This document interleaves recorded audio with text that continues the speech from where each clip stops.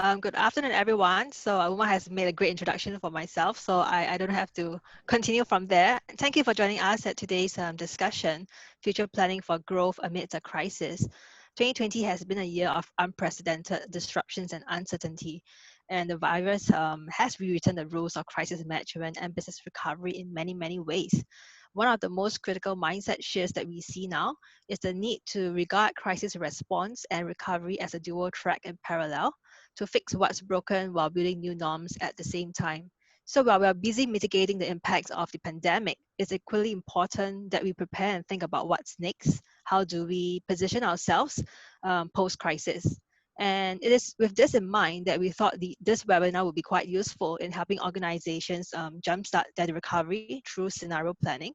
Like what Uma mentioned, the global Deloitte team has created this really good article that sort of summarizes some of the critical scenarios that we may be playing in this phase two of recovery and where businesses and economies are trying to reboot.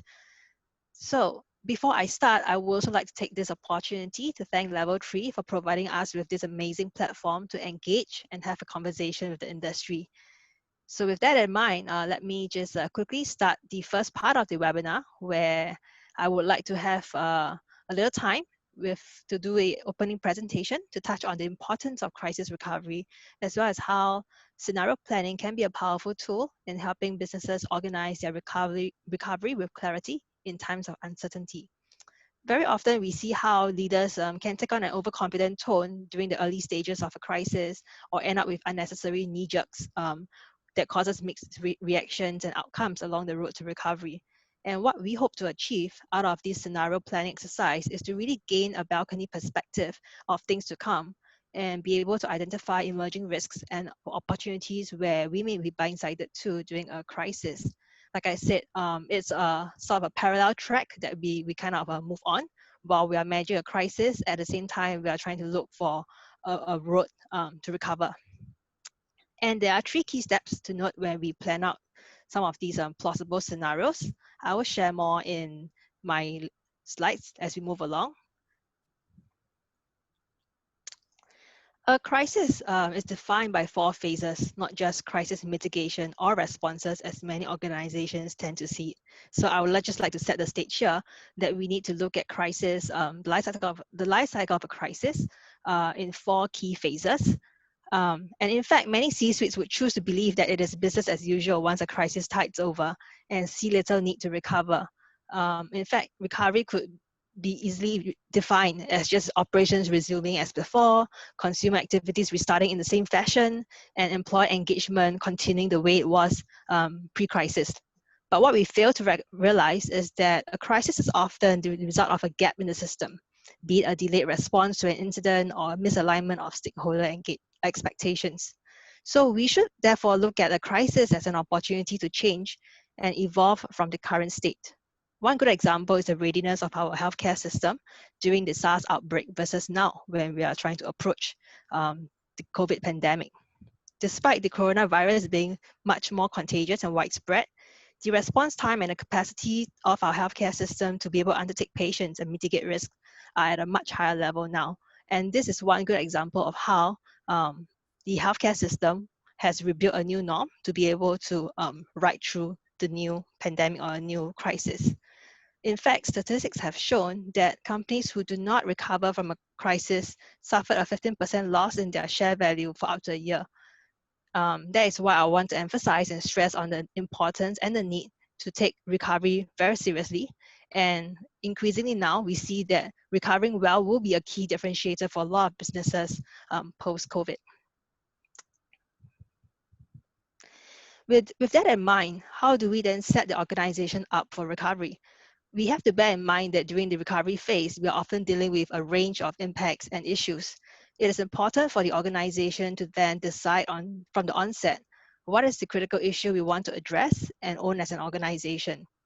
Setting the right stage for exploration will ensure that we are coming up with the right set of scenarios to build our recovery on. And in the case of coronavirus pandemic, we are looking at a couple of major shifts within the society, a shift in the roles of the institution and organizations, as well as fundamentally a change in individual behaviors. So with that sort of a backdrop in mind, what are the imperatives that most businesses will have to navigate through post-COVID? So here are three key areas that I have listed down that I would think would be pretty important and to most businesses across the industries. Number one, how do we revive the customer engagement? If you think about the travel industry, which is the worst hit, they will have to reimagine consumer engagement entirely, from thinking about the travel experience, engaging the customers on a travel experience from home, to perhaps providing a peace of mind in health and safety to travelers during this time. How do we then think about it from a recovery standpoint? The other trend that we see is the future of work, where we are moving towards a safe return while trying to balance operational efficiency. So for organizations who are trying to tide the workforce through this period, what does it mean in terms of recovering from a state of crisis? And last but not least, I think this impacts a lot of the SMEs, particularly in terms of business continuity. Um, a lot of times we don't think of business continuity as quite critical as now. We think about cash flow issues, we think about alternative sites, even having the infrastructure ready for the workforce to continue working should a pandemic hit. I think these are all the big topics that reside in business continuity. So the question here is, how can businesses reimagine their operating models to continue businesses, or to even come up with new revenue streams and emerge stronger post-crisis?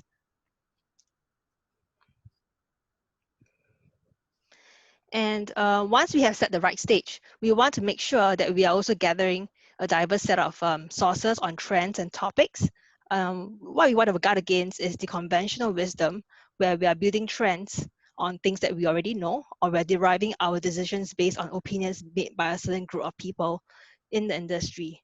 So once we have set the stage, this is where we want to explore as much as possible where are the potential uncertainties, where are the trends that the industry may face, or where are the macro shifts that has not impacted the industry yet.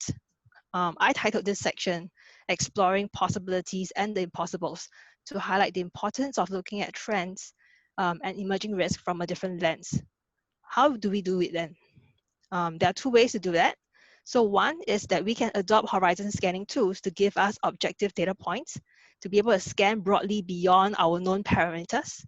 And typically what I would do is to couple it with a brainstorm session with a team that's made up of a very diverse set of people from different business units and functions, together as wide and as broad set of uncertainties or issues that they think pertains to their area of interest or pertains to their area of business.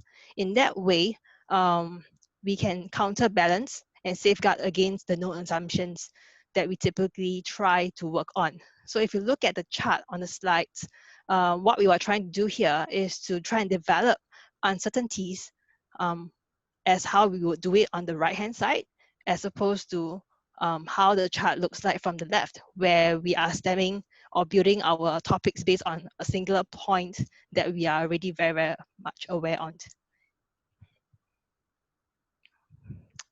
So there's a known framework called the PESTLE that is often used during a scenario planning.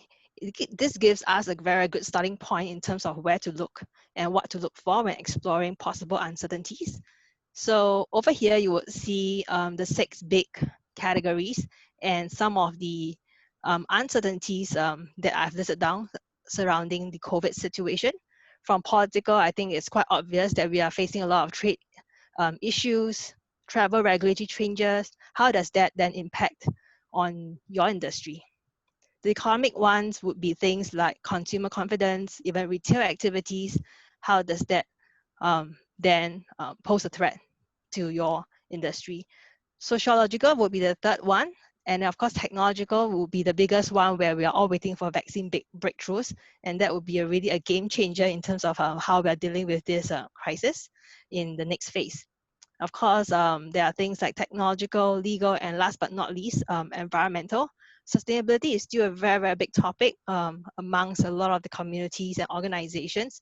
If you think about the amount of plastic that's being used to contain the safety of individuals, the production of masks, what does that mean for industries who are known to be sustainable? Can we use that as a differentiator to try and drive the next wave of consumer habits in that sense? So these are some of the topics that we can start to deep dive on to think about and how it correlates back to our own organization. And of course, the whole idea is to diverge and to collect as many insights as possible. But what do we do then with the sheer amount or the vast amount of insights that we have collected? So the next critical phase that we need to work on would be to then converge and prioritize on the uncertainties that make sense for our organization.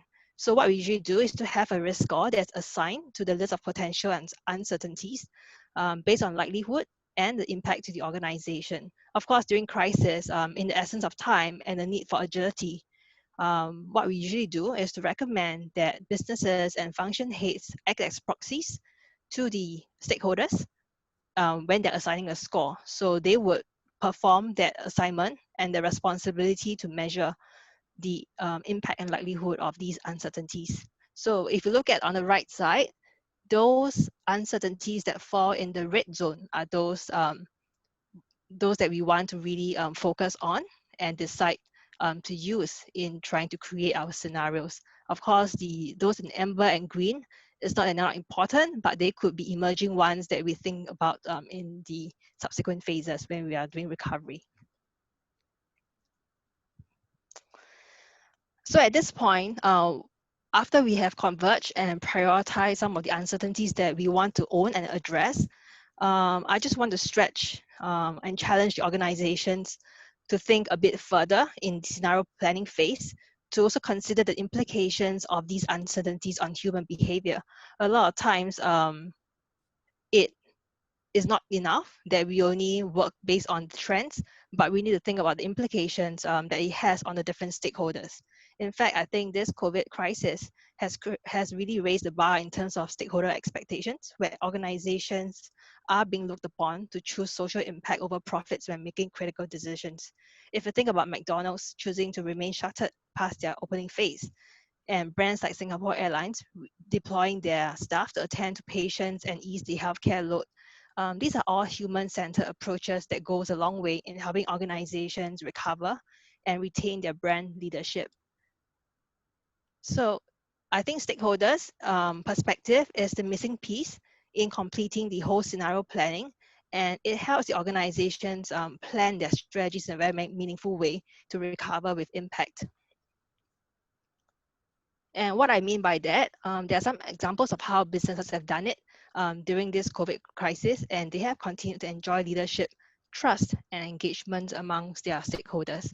All of them have used some sort of the PESO framework coupled with the stakeholder lens to provide solutions or to provide or evolve their business strategies to continue to engage during a crisis.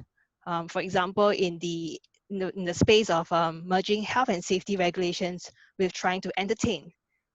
You have people like Nintendo, who is growing their mind share through Animal Crossing, and how they have engaged with different businesses to create local content to drive engagement and to drive consumer interest. I think that's one good way in how the business have evolved and kept with times of human needs. Singapore Zoo is another good example of how they have launched Zoom activities with the animals to try and get the parents to keep their children entertained. I think that's a very good way again of how the zoo has thought out of the box in terms of trying to attract and continue to retain their stakeholders while being shut down. Bubble tea, everyone knows, it's very popular. And I think when it first got the notice to shut off, there was a lot of panic and frenzy around the fact that, will they survive this whole COVID? And I think LiHo, the Singapore brand, did a very, very good job in creating home kits. And it became a new business model for them, selling to their customers, engaging them in a very creative way to allow them to continue enjoying and be entertained at home. And of course, I think on the right side, you will see some of the other brand leaders who have leverage on their talents and leverage on their expertise in technology to help in different ways to manage the COVID situation. So these are some good examples to think about for organizations trying to recover and remodel themselves while managing the crisis. Umar talked about the global Deloitte piece that we had, and just want to do a bit of sharing here if you have not seen this piece. So this is a scenario planning that was done with us trying to reimagine the world remade after COVID-19. So here, the uncertainties that we were building upon was to look at the level of collaborations amongst different stakeholders, regulators versus companies, and companies, etc., as one uncertainty versus the severity of the pandemic.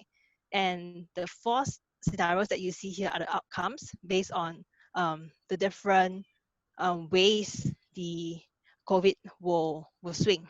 So at the furthest left end, you will see it as passing storm, where we don't really need a lot of collaboration and where the severity of pandemic has died down. So economies are on the route to recovery and they're able to then restore back um, their usual business as usual.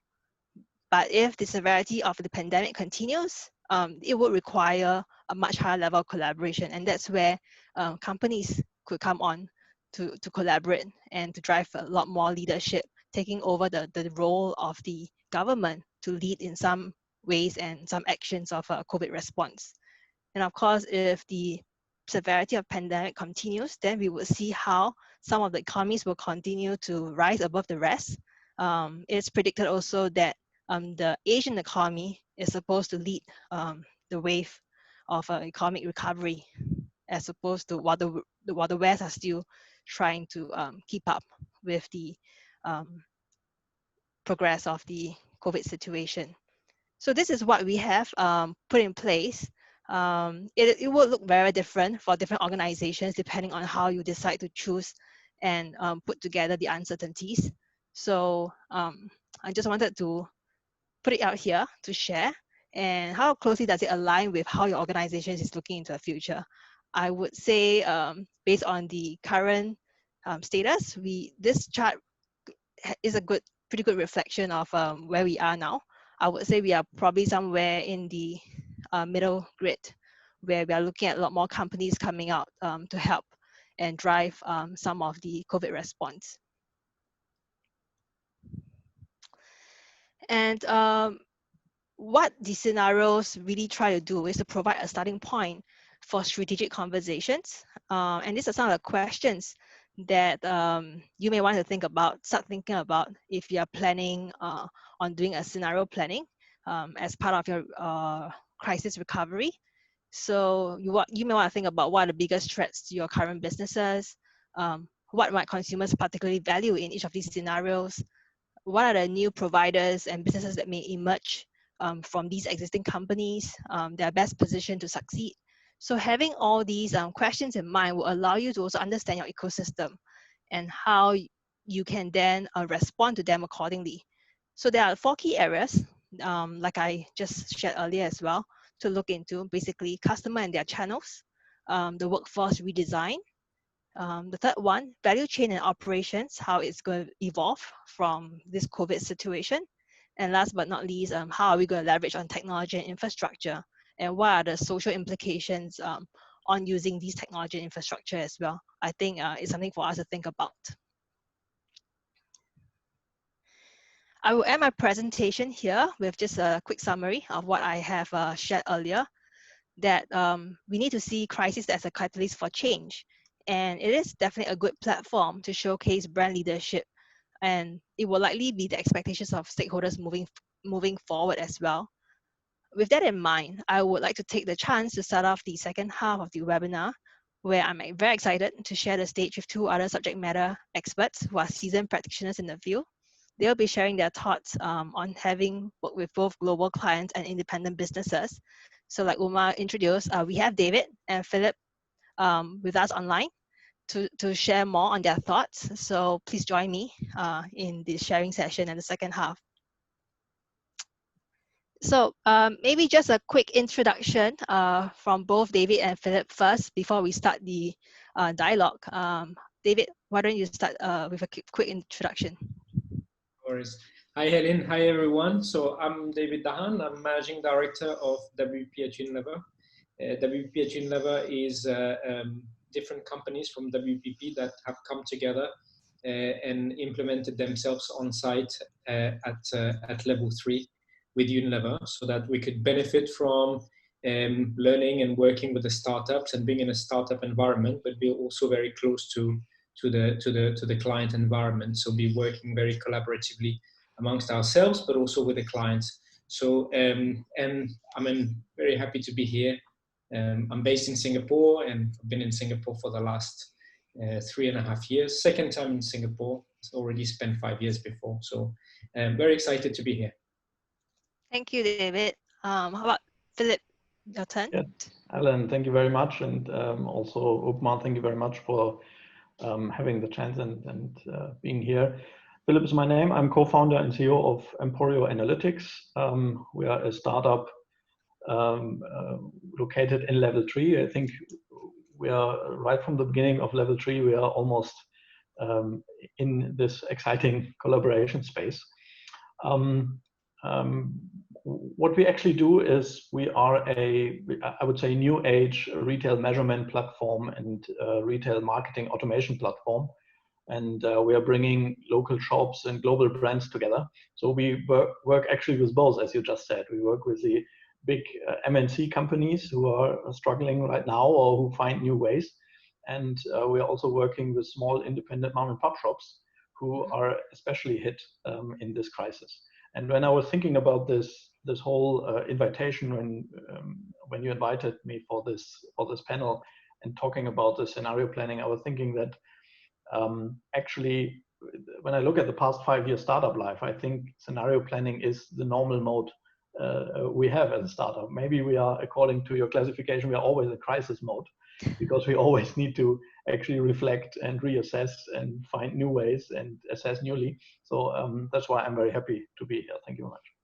Thanks, Philip. I think that's a good way to think about the startup mode and always being in crisis. I think that puts you on your toes, and obviously having that mindset drives you to constantly be changing and constantly be looking at areas for improvement. Thank you. So maybe I would just pose a question to David first, because you work with the WP team, and there's a diverse group of agencies that you can draw talents from.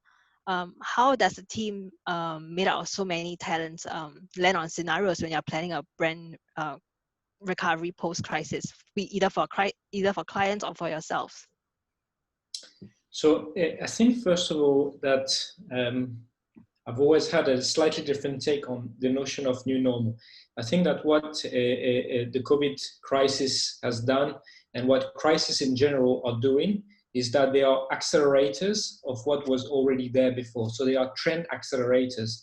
So I don't think that they are necessarily change agents per se. I think they just accelerate the things. One of the things that the reason why we created WP at Unilever, which is basically 2 creative agencies, Ogilvy and Wunderman Thompson, and media agency Mindshare and research agency Kantar, coming together, was basically to join the dots for Unilever working together, because one of the best things that we could create for Unilever was to kind of break the silos and start joining the dots. And that's something that Unilever, but many of our other clients within WPP, are asking more and more. So we just decided to go one step further by coming on site and sitting at the clients. But the reality is that the main thing is to join the dots.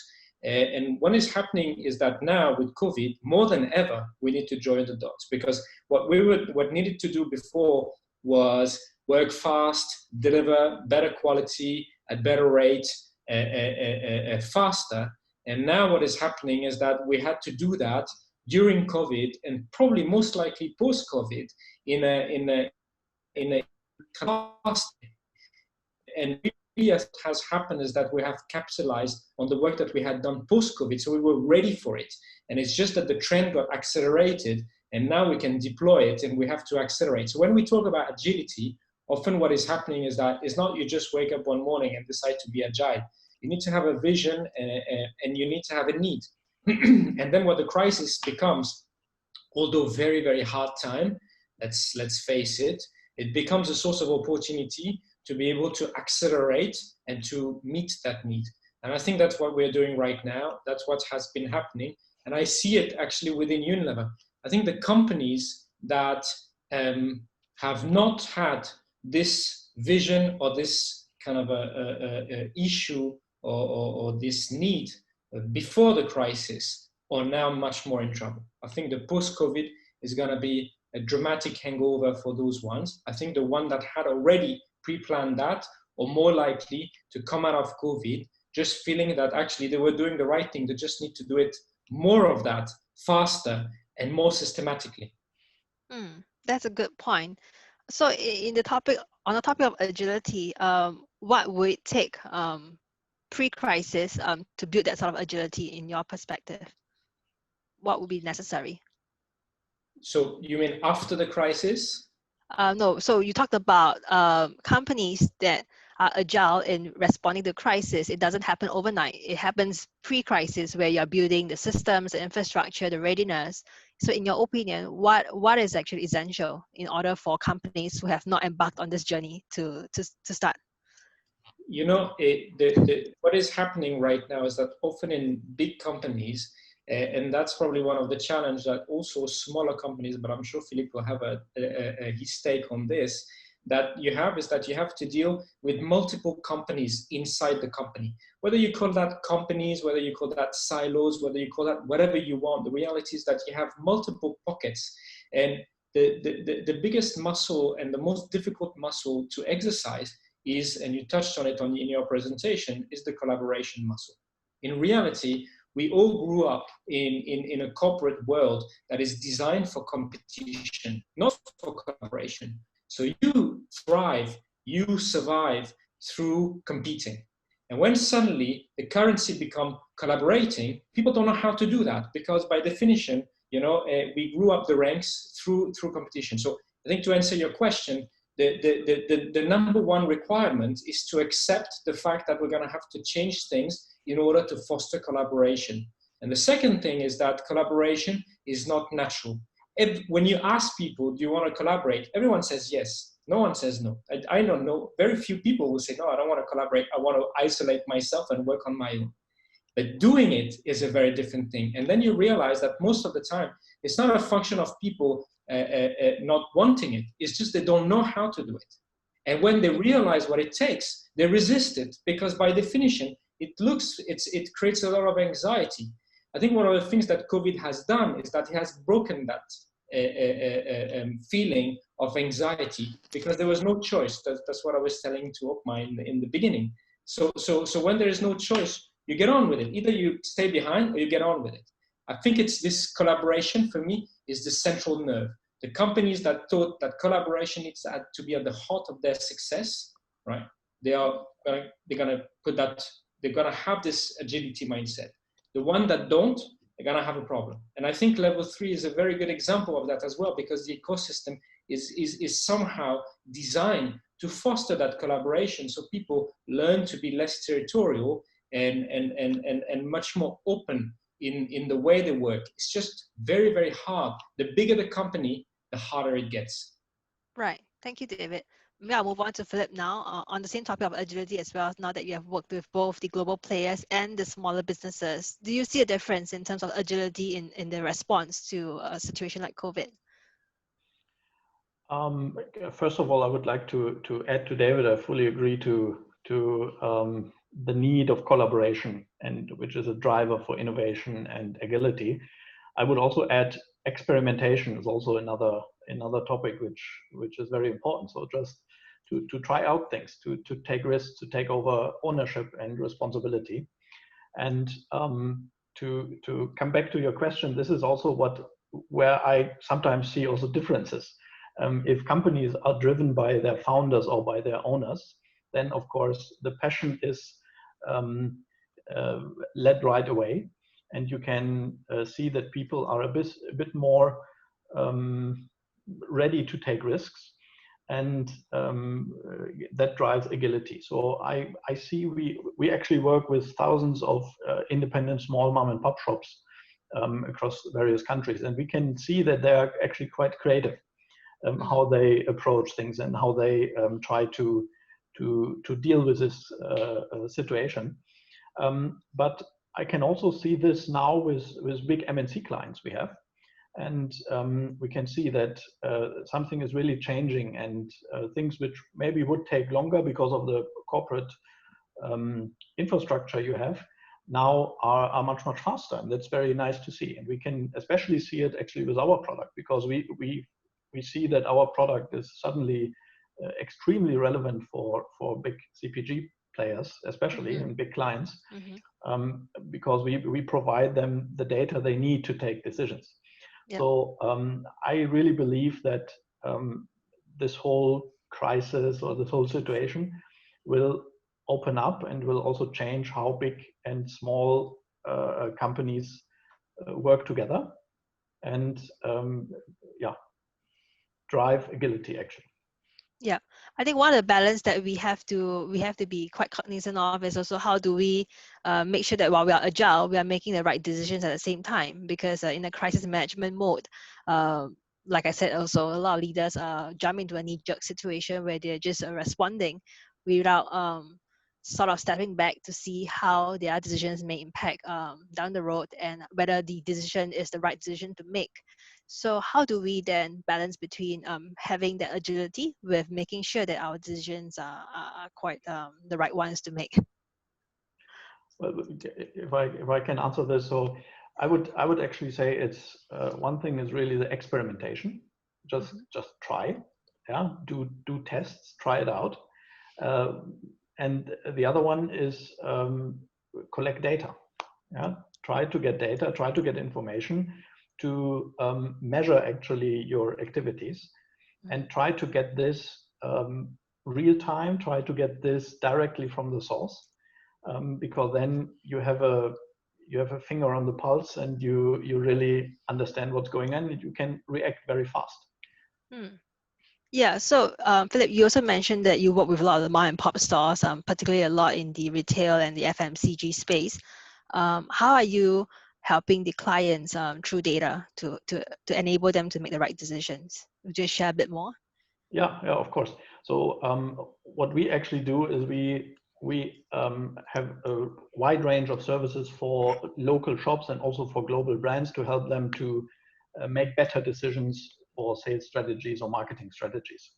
And maybe I can give you an example of innovations which came up during this COVID-19 phase, basically, how we help both parties, the merchants and also the big brand companies. For the big brand companies, for example, we just launched a so-called COVID-19 tracker, which we made available for the brands for free. We make available our data set actually on a daily basis, available for brands, so that they can track how categories develop in these times. Because you have categories like hand sanitizer or others who you don't really know how they will develop in the next days and weeks, and it's very important for supply chains, etc., to have daily granular information on this to adapt your supply chains. And this in the end will also help actually the mom and pop shops, because the mom and pop shops see actually a rising demand. It's nicer for shoppers to go to your neighborhood store to buy something without driving a long way to a crowded supermarket.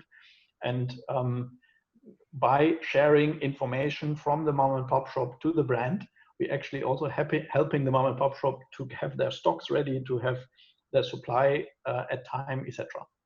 And another example we did actually directly for mom and pop shops, making use of data, is actually we help them to onboard much quicker to e-commerce platforms, because they seek new ways how they can sell their goods. And with our technology, we help them actually to onboard with a click of a button to marketplaces. Right. So it's a full integration between the consumers, the businesses, as well as the supply chain that you onboard for these companies. Yes, Because I think there is a question from the audience pertaining to this. Yeah. Yeah. So what is the new normal for retailer supply collaboration when utilizing market data and insights with regards to store level execution of through the line marketing campaigns? Well, it's it's a very good question. It's actually all about data and sharing information. I think in the past you see that retailers sometimes are a bit hesitant to share granular data and real-time data, and you are very much reliant on data processors in between. But now we really feel how important it is that brands have real-time information from retailers directly, and that they have access to granular information. So I would say in a analytics language, it would be that basket level data, so that you can really see what is purchased together, what is the frequency of purchase, etc. And this in a real-time manner. And if you have this, then you can connect it and automate all your planning process. And I think that's where we are going towards, and which will affect actually the marketing planning and the supply chain planning, basically. I hope it answers the question. I couldn't see the exact text. It's in the Q&A box, so I'm Yes, not sure okay. if you can see it. So maybe we'll have that discussion. We'll continue that discussion later on. Talking about consumer engagement, maybe I will go back to David as well. How has it changed in how you're helping Unilever or even the smaller brands out there evolve in their consumer engagement post COVID? I'd like to go back to two things. To the question once to the question that you asked earlier, which is how do we inform judgment? I think it's a very interesting kind of a question, because data is not enough to inform judgment, and gut feels is not enough to inform judgment either. You need the combination of both. And I think that's the reason why we're very fortunate to have Kantar and to have Mindshare with us, for example, because they provide a lot of the data. But we're also fortunate to have Wunderman Thompson and Ogilvy with us, because they will kind of provide perspective within that data. You need to have the combination of both. And one of the challenges that we have in our brave new world is that we have heard anything and everything in between. How do we kind of understand exactly what is the right path, what is not the right path, when everything is said? Half of it is probably rubbish. The other half is in the land of opinions. And you can't have just pure data to guide you, but you can't have pure opinion.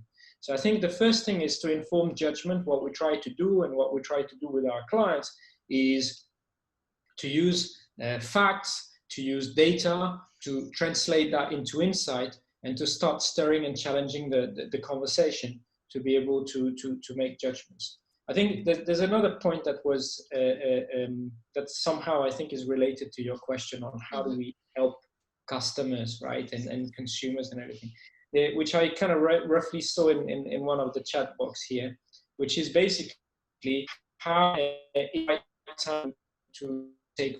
Is it the right time, really? I mean, Philip was talking about innovation. I completely agree with the fact of innovation. I will go even further. I think those kind of times are the times where you have to make big bets.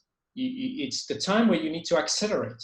And it sounds very counterintuitive, but in reality, I'll give you an analogy. When you ski and when you're on a slope, right, and you go down the slope, when it starts to become very scary, because actually you take, there's more speed. What you need to do is actually to lean towards the slope, right? To go down rather than kind of going back up as if like fright. Because if you go fright, you fall, guaranteed. If you lean in, you go with it. So there's a certain movement that is created by crisis. And often what we do is that the counterintuitive measure is to lean into the movement. But actually that's exactly what we need to do. And so be informed, finding the right source of information, kind of using data, using facts, translate that into insights, and then placing big bets, leaning into the movement so that you come out of it. That, I think, is a vector of change, and most importantly, is a vector of success. And then you need to rely on your people, and you need to hope that you have the right people, we do, to be able to go for it. But it's really encouraging, and it sounds very counterintuitive, but it's the rallying cry at that point in time is to go and tell people, now is the time to accelerate. It's not the time to press the brake. And more often than not, people press the brake. And what we're trying to do with our clients, with Unilever, and obviously it's not accelerate for the sake of it or in a crazy way, but it's just be really careful to not press the brake, because you press the brake, you fall. Guaranteed. That we know is guaranteed. But actually, when you accelerate, you maximize your chances to succeed. So what do you prefer? Like having a chance to succeed or a guarantee of failure? So just building on this point as well, a question for both. Maybe David can start first. So in this phase of recovery for most organizations, what do we accelerate on? Like if you were to choose with limited resource and limited time to focus on, where are the areas that we should be accelerating on to speed up this transformation and to speed up this recovery? I think for me, there are two levels where we need to accelerate. There is one level, which is we need to create value, and we need to ensure that we are maximizing the value for whoever we're working for, right? So if it's Unilever, it's their customers, the people that buy their brands. It's for us, it's Unilever, for example, and it's our clients. But actually, we need to make sure that we increase our value and that we maximize the value that we create. If it has no value, then there's a real kind of there's a real view that you could have that maybe now is the time more than ever to drop it.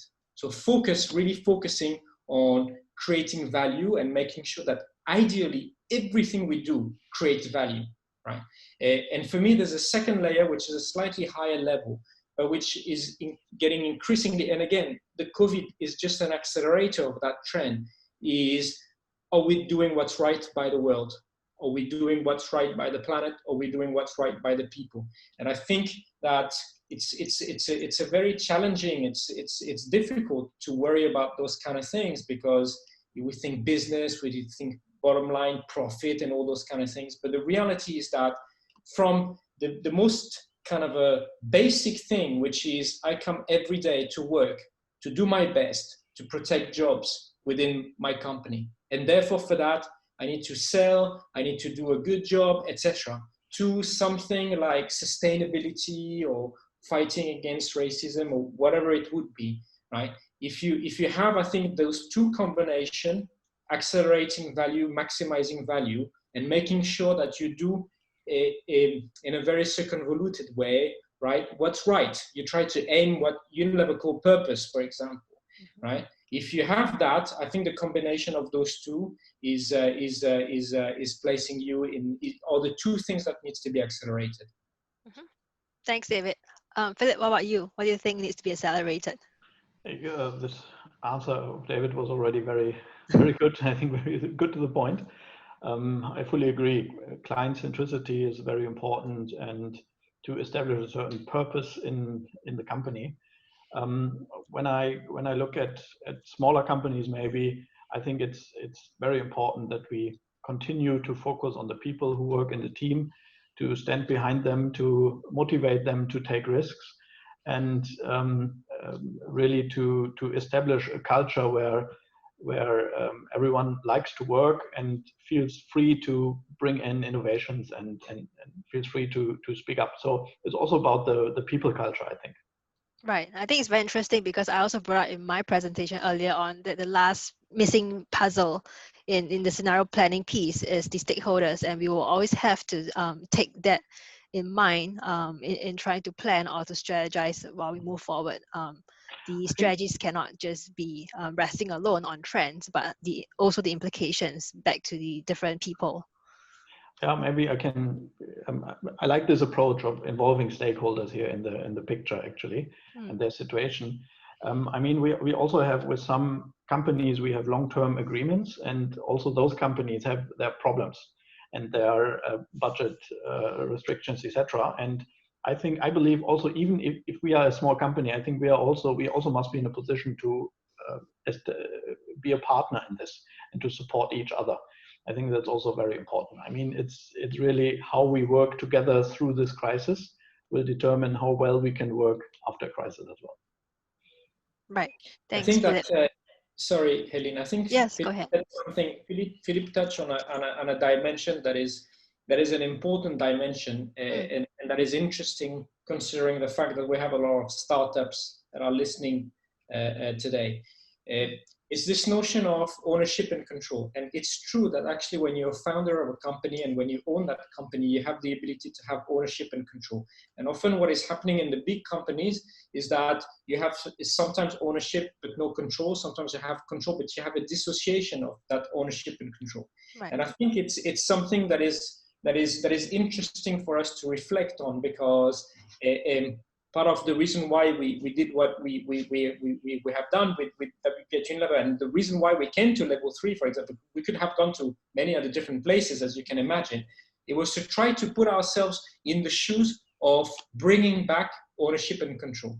Because when you have ownership and control, there's a lot of things that are happening, which is you cut through the red tape, you accelerate faster, you can do things that people would not have expected you to do. You can maximize value, to go back to this point. You can generate innovation. So there's a lot of things that you can do. You can be extremely agile, proactive, all things that we hear, all the buzzwords that we hear these days that are, I mean, somehow relevant, right, is absolutely there. And I think it's something that is interesting for the companies like Philip's company, for example, and a lot of the startups, is how am I going to maximize this position where I have ownership and control? Because often what you want is you hope and you think and you project yourself for the day where you're going to sell your business, you're going to become wealthy and everything. But the reality is that a lot of the value of what you have is going to be gone. And that is one of the critical value. So how do we infuse that? How do we manage that? For me, it's almost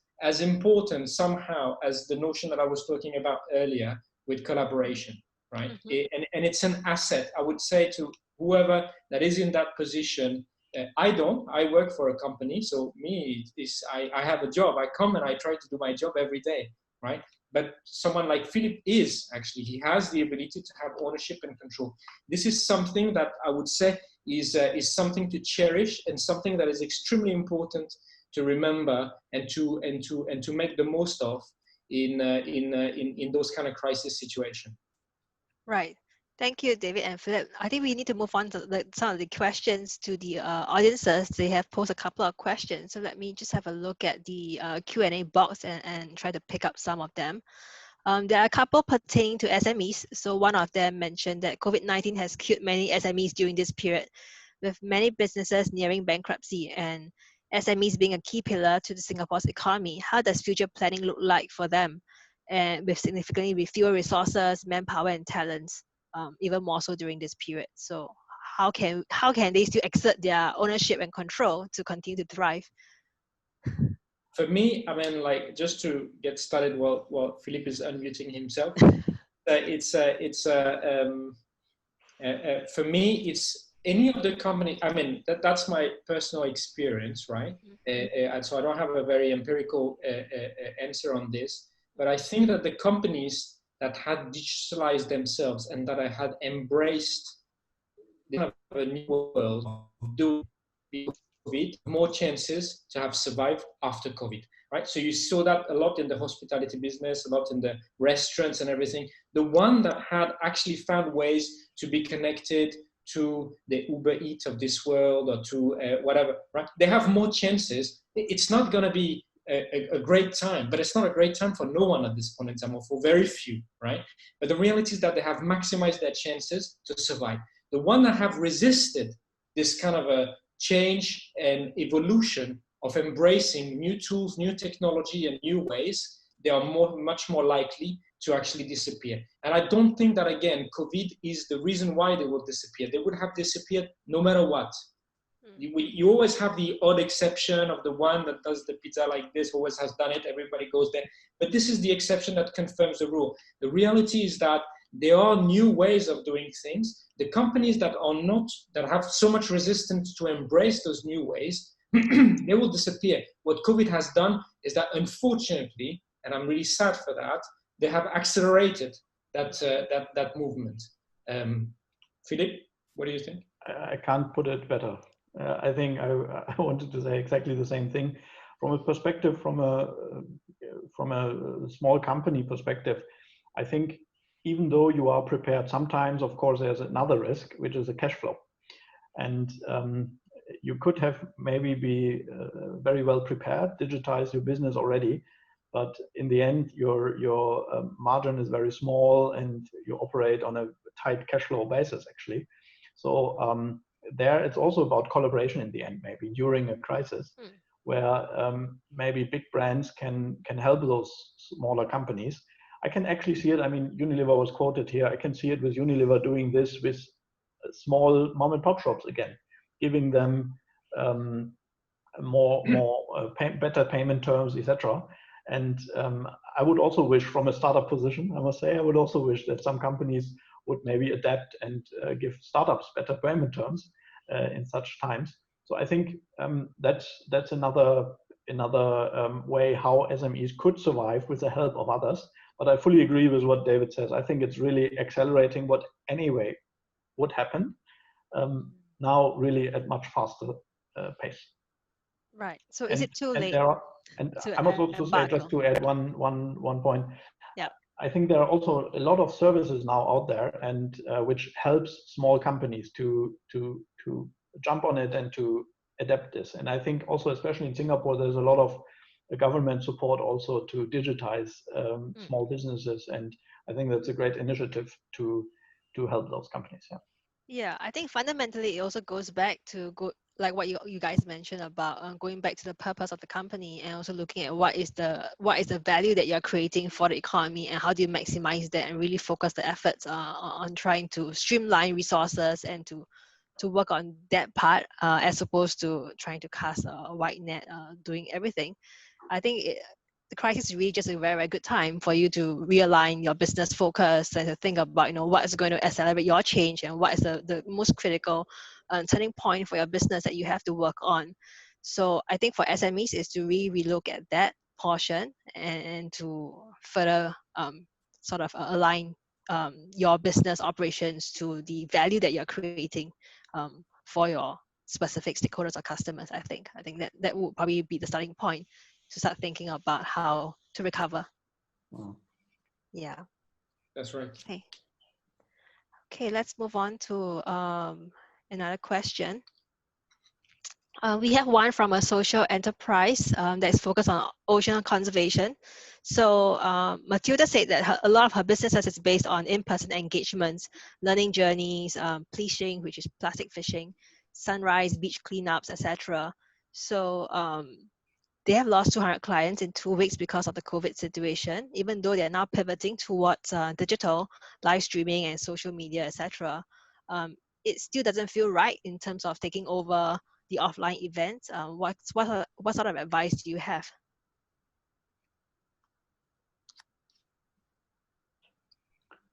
Philip?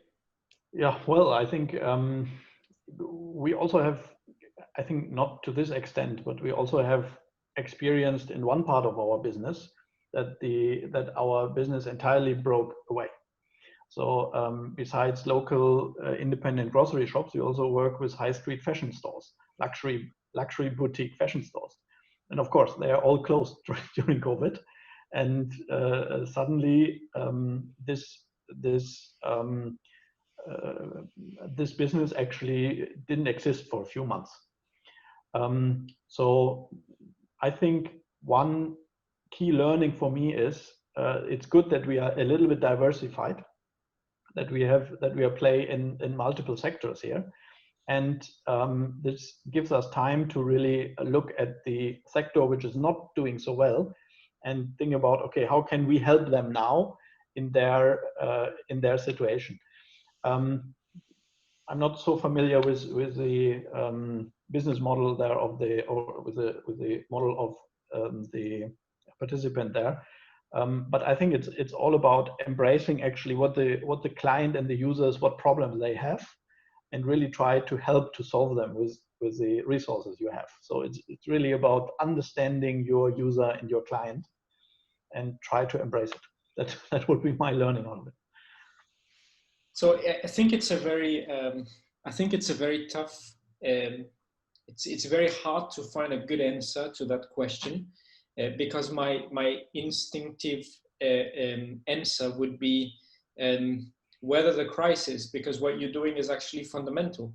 Cleaning the ocean, cleaning the beaches. This is something that is absolutely needed, right? And of course, like losing clients, and we would need to have a proper conversation to understanding exactly which clients have you lost, how dramatic it is on your bottom line. Can you sustain yourself? Because I can guarantee you that this will become urgent and needed. Again, it should never have stopped to be. I think, again, you know, in this notion of a planet and purpose that is related to the planet, what a company is doing, like what this company is doing, is absolutely critical.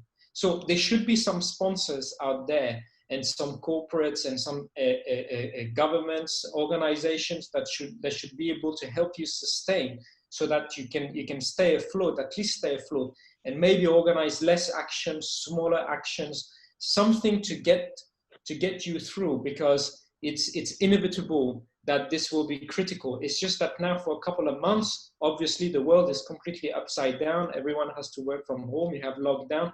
This is something that is not controllable.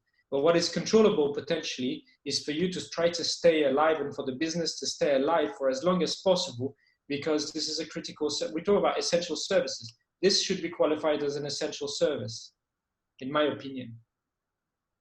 Thank you, David and Philip. I think we have reached the 1 hour mark, and just before closing and handing it back to Uma, I just wanted to just wrap up a couple of the questions that we did not manage to answer directly, but I think through our discussion as well, we did cover some of the topics. For example, if an organization is a tortoise and slow to pre-COVID-19, what are we supposed to do? I think David talked a lot about the acceleration part, how we have to just lean in and continue to move forward. It's never too late. We just have to ride the tide together. So that was talked about as well. And the other question about, do you initiate or plan for any business strategies change during post-COVID as a startup at MNC? I would just like to maybe reinforce a point that Philip talked about, how he's always in crisis mode. I think that's the best way, or the best mindset to have, because that puts you on your toes, and you sort of continue to evolve and continue to work on improvements on a day-to-day basis. So I think we have covered some of these topics as we went along in our discussion. And yes, so now we have come to the end of our webinar. Let me just quickly pass the mic back to Uma, because I think she's chasing me to wrap up. So back to you, Uma. No, not at all.